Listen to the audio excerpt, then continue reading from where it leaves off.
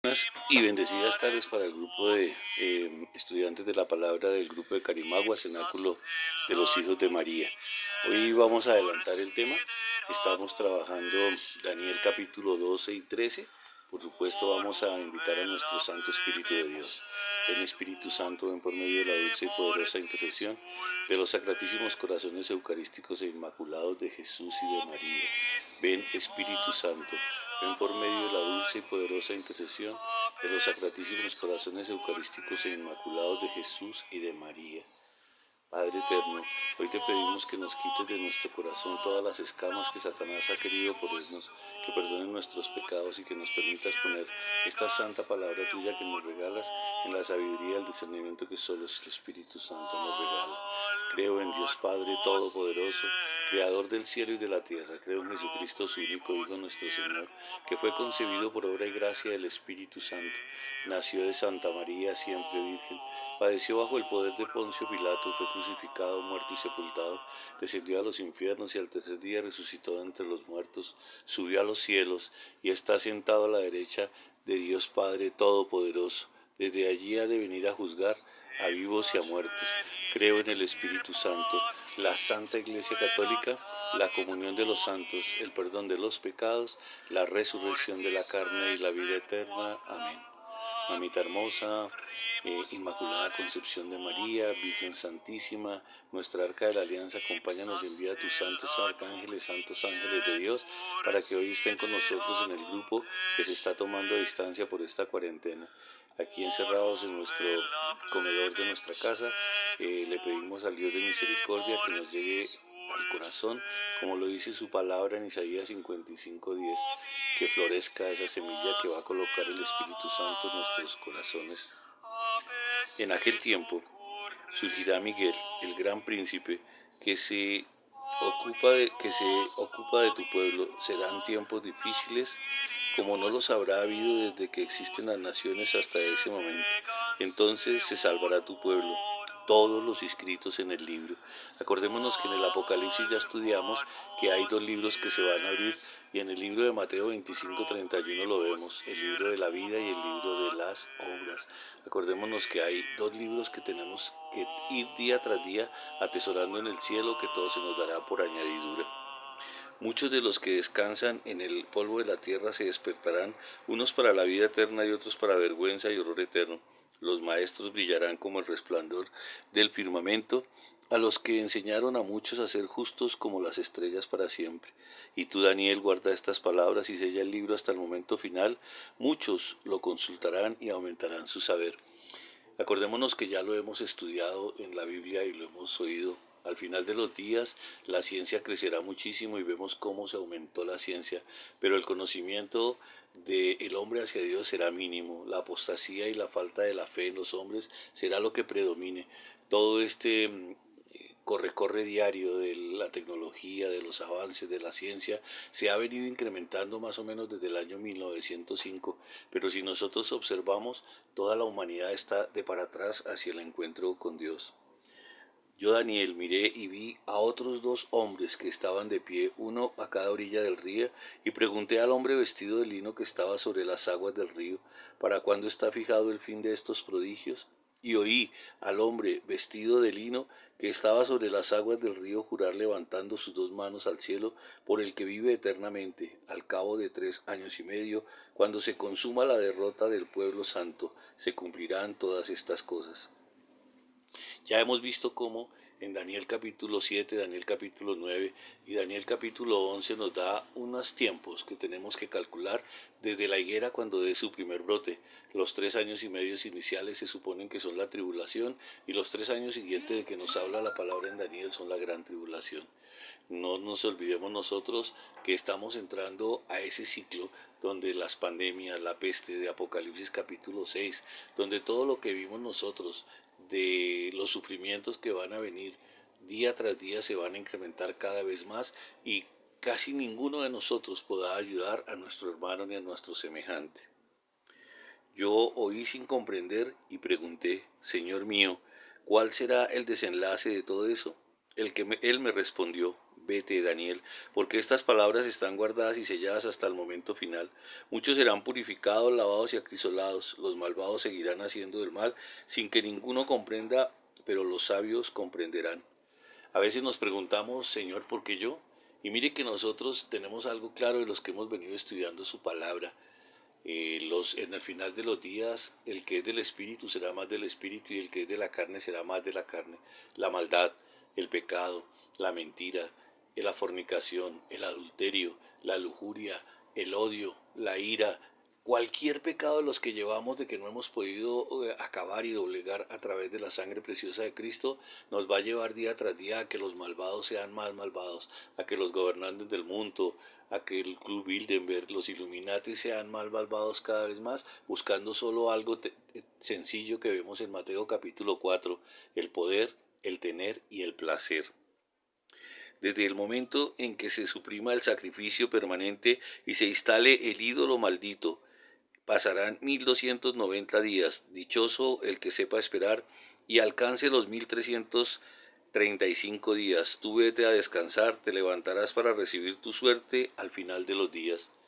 Mire qué forma tan explícita en que nos dice, ¿no? Aquellos que perseveremos los 1290 días. ¿Y qué son los 1290 días? Sino lo mismo que veíamos nosotros en el estudio de la palabra. Un tiempo más 2 tiempos más medio tiempo. 3 años y medio.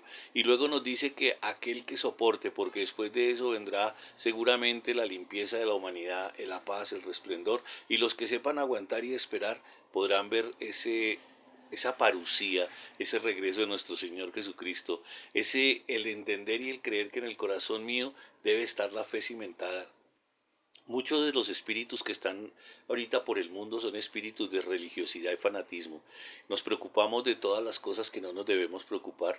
Y aquí a Daniel le dice que solamente guarde en su corazón hasta el final de los días porque será premiado. Y nosotros estamos haciendo lo contrario. Nos vamos para un lado, nos vamos para el otro y no entendemos las palabras de Daniel, no entendemos las promesas de Dios. No necesito estar buscando por todo lado, sino simplemente concentrarme en un solo Dios, en la Trinidad bendita, en un solo Dios hecho tres dioses pero uno solo, en María Santísima, en la Madre del Camino, la Verdad y la Vida, que va a ser nuestra arca de la alianza. Pero todos los días vivimos escuchando una oración, otra oración, otra oración, y no nos centramos en una sola, aquella que nos dejó Jesucristo, la sangre de Cristo, el Salmo 91, el Magnificat y el San Miguel Arcángel. Ya tenemos nosotros las medicinas y los remedios, tenemos el aceite del buen samaritano, tenemos las medicinas naturales dictadas a luz de María hace más de 3 años, pero sin embargo nosotros día tras día buscamos que si mañana nos dice que pongamos la penca de sábila en la puerta, la vamos a poner, que si pasado mañana nos dicen que hagamos con el jabón una cruz de San Benito, la vamos a hacer en la puerta. No, primero el corazón, primero mi alma y mi espíritu, cómo está con Dios, porque lo demás son herramientas que nos permite Dios, así como el ramo del Domingo de Ramos que viene, así como la cruz de mayo, así como nuestro Santo Rosario son herramientas. Pero Efesios capítulo 6 complementa la palabra de Daniel, vistámonos con la coraza. No nos preocupemos tanto de lo que tantos espíritus fanáticos y religiosos se van desbordando en el mundo y cada vez nos llenan más y más y más de cosas. El buen cristiano tiene que ser un buen cristiano alegre, un cristiano que lleve a Dios en su corazón, un cristiano que sirva, un cristiano que diga lo que dice Mateo capítulo 25. Y ahí termina Daniel capítulo 12. Y si nosotros vemos el estudio de Daniel capítulo 12, nos está corroborando y aseverando que en la Biblia se dice más de 2 o 3 veces. Y cuando en la Biblia se habla más de 3 veces o más de 2 veces es porque así va a ser. Ya nos habla de los 3 años y medio y nos habla de que los dolores se incrementarán. Por eso nosotros tenemos que mirar cómo nosotros como cristianos católicos que somos de verdad y que fuimos los primeros cristianos llamados en el siglo I, cuando en Hechos de los Apóstoles lo dijeron muy claro, esta es la iglesia de Cristo. Pero nosotros a veces como que no nos la creemos y seguimos dudando y seguimos buscando y seguimos escuchando prédicas de pastores, prédicas de protestantes que quieren llevarnos por el camino desviado. Seguramente ellos también tendrán su salvación, pero no será la misma salvación de nosotros, sino seguramente más tiempo en el purgatorio de que nos dice Mateo capítulo 5 versículo 25, cuando nos habla de esa cárcel en que está el purgatorio.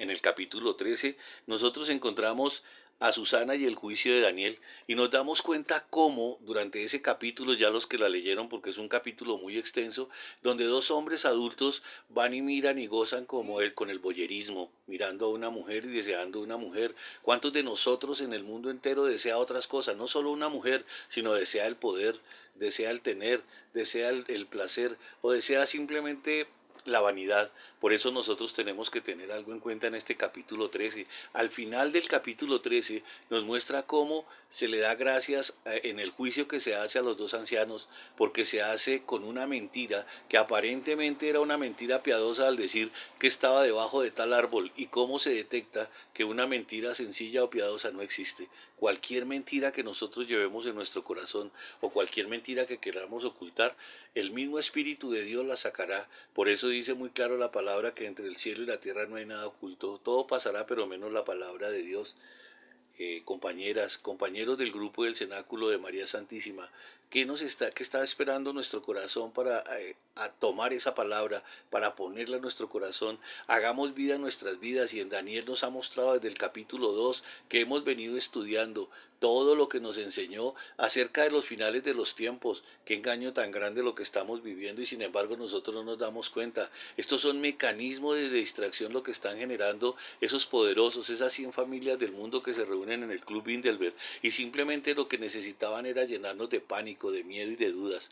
Acordémonos que en el estudio de la palabra se dice muy claro y se estudia, como lo hemos leído en el Nuevo Testamento, la fe de Satanás es la duda, el miedo y el pánico. Cuando yo tengo a Dios en mi corazón, nada ni nadie me puede afectar. Cuando yo de verdad llevo a Dios en el corazón, así sea la misma muerte, no me tiene que asustar. Pero en este momento nos estamos afanando y preocupando por un pan, por un alimento. Miremos cómo Marta Roboán duró 50 años comiéndose una sagrada hostia todos los días, y no se murió en los 50 años, sino cuando Dios le dijo. Miremos cómo tantos ricos en Italia, teniendo tantas alacenas guardadas, seguramente tantas zampas que ya tenían guardados y tantos búnkeres que estaban en Estados Unidos ya hechos, no les está sirviendo de nada, porque muchos de ellos ya partieron de este mundo con un virus que incrementaron y manipularon muchos hombres desde China y desde algunos países del mundo.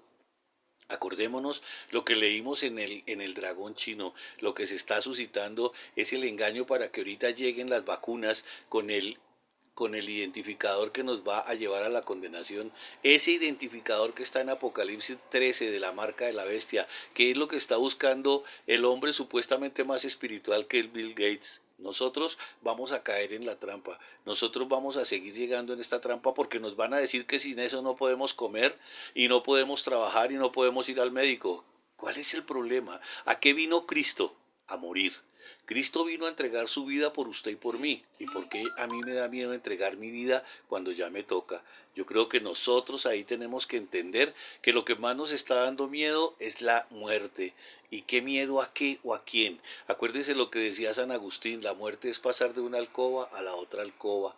Por el amor de Cristo Jesús, ¿por qué seguimos asustándonos? ¿Por qué seguimos teniendo miedo? ¿Por qué nuestros corazones se están llenando de tantas dudas si la Madre Santísima nos lo dijo muy claro y la palabra de Dios nos lo dice muy claro? Ella nos dijo hacer lo que Él os diga, y Él nos dio órdenes, y Él en ninguna parte nos dice que nos vayamos a tantas partes, sino al contrario, Él nos dice: y si te dicen que estoy allí, no vayas, y si te dicen que hagas esto. Otra vez vamos a entrar en el fetichismo de lo que hacíamos en la época en que estábamos en el mundo, que poner la herradura detrás de la puerta para que no entre el demonio, que pongamos la mata de sábila, que pongamos la escoba de patas arriba. Señores, nosotros ya somos maduros cristianos católicos en la fe. Esto es lo único que nos va a salvar. Se llama la Sagrada Biblia, hecha, elaborada por la Iglesia Católica Cristiana en el año 107 al año 382. ¿Por qué dudas de mí? El Señor en 365 veces en la Biblia nos dice: no tengan miedo, que con ustedes voy a estar hasta el fin del mundo.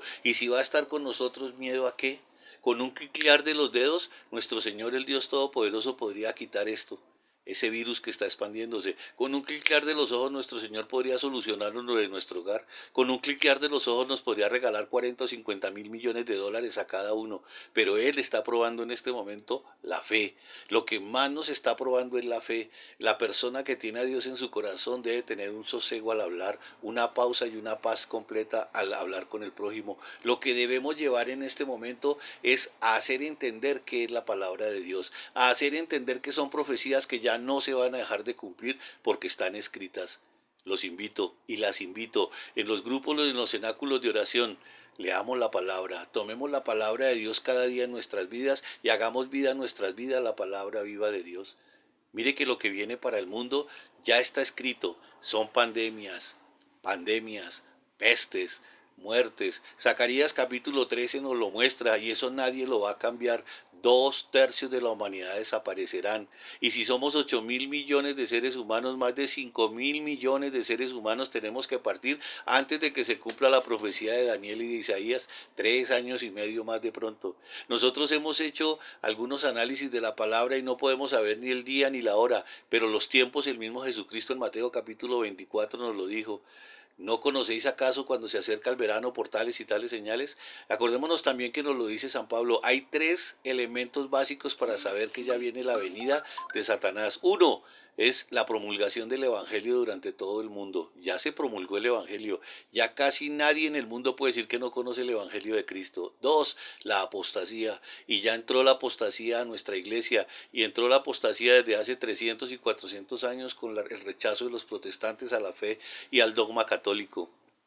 Y tres, la llegada del anomos, del hombre sin ley, del anticristo que va a gobernar al mundo, que para tal evento ya lo estudiamos en Daniel capítulo 2, lo que se necesita es que se constituya el nuevo orden mundial. Ahorita en este momento habían 3 aspectos en el Vaticano que se tenían que realizar: marzo, mayo y septiembre, el pacto por la ecología, el pacto por la educación y el pacto por la religión mundial, el ecumenismo. Y dense cuenta cómo esos 3 aspectos el Señor no los dejó realizar. Entonces, si ya todo estaba escrito, ¿por qué tengo que tener miedo? No tengan miedo, acójanse al manto sacratísimo de María Santísima, lávense todos los días con la sangre preciosa de Cristo, cúbranse con el manto de poder que le regaló Dios a María Santísima y no nos olvidemos del Salmo 91. Nuestro Santo Rosario, nuestra oración, nuestro cambio en el corazón es lo que nos va a significar la salvación mía y de toda mi casa. La palabra de Dios nos regala 15.000 promesas y yo creo que en este momento ni siquiera nos estamos agarrando de 3 promesas, ni siquiera de 4, pero nosotros seguimos buscando de dónde voy a proteger mi vida, cómo me salvo, cómo hago yo para salvarme. ¿Tengo que lavarme en aceite ungido? ¿Tengo que colocarme una cruz encima de mi cabeza? No, el Señor lo dice muy claro. Aquellos que quieran salvar su vida la perderán. Y el que la pierdan por mi nombre no se perderá ni un solo cabello. ¿Qué están esperando para llevar la palabra a sus grupos familiares? ¿Qué están esperando para predicarle la palabra a sus hijos? ¿Qué estamos esperando nosotros? Que venga el acabose, que venga ya el anticristo a gobernarnos, que nos quiten la Biblia para que nuestro miedo sea más grande. Yo los invito a que no duden. La fe de Satanás es la duda, el miedo y el pánico. ¿Pánico a qué? ¿A morir? Entonces, ¿cuántas personas que han muerto menores de 35 años tuvieron ya que partir de este mundo? ¿Pánico a qué? ¿A perder lo que tienen? Pero ¿cuál es el problema si no nos vamos a llevar nada?